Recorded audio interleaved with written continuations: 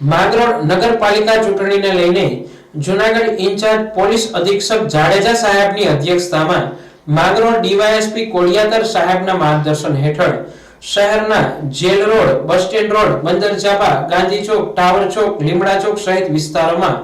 Police દ્વારા flag March યોજાઈ હતી। ખાસ કરીને આગામી આવનારી નગરપાલિકાની ચૂંટણીમાં લોકો નિર્ભયતાથી મતદાન કરી શકે તે હેતુસર માંગરોળના મુખ્ય માર્ગો ઉપર તેમજ સંવેદનશીલ વિસ્તારમાં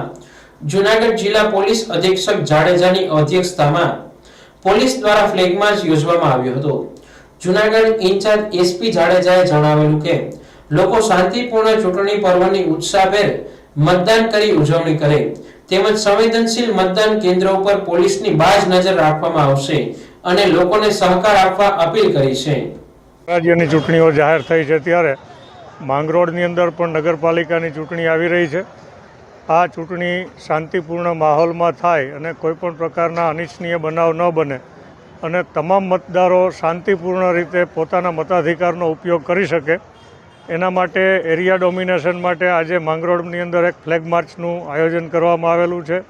જેમાં માંગરોળ ડિવિઝનના તમામ અધિકારીઓ સાથે આ ફ્લેગ માર્ચનું આયોજન કરેલ છે। ખાસ કરીને માંગરોળના જે સંવેદનશીલ વિસ્તારો છે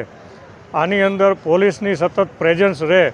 અને લોકો કોઈપણ જાતના ભય વગર પોતાના મતાધિકારનો ઉપયોગ કરે એવા શુભ આશયથી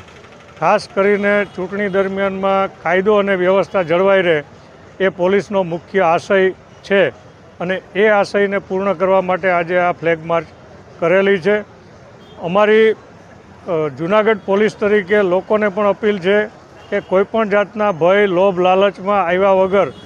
શાંતિપૂર્ણ રીતે પોતાના મતાધિકારનો ઉપયોગ કરી અને લોકશાહી પ્રક્રિયા છે સંપન્ન થાય એવી અમે સૌને અપીલ કરીએ છીએ।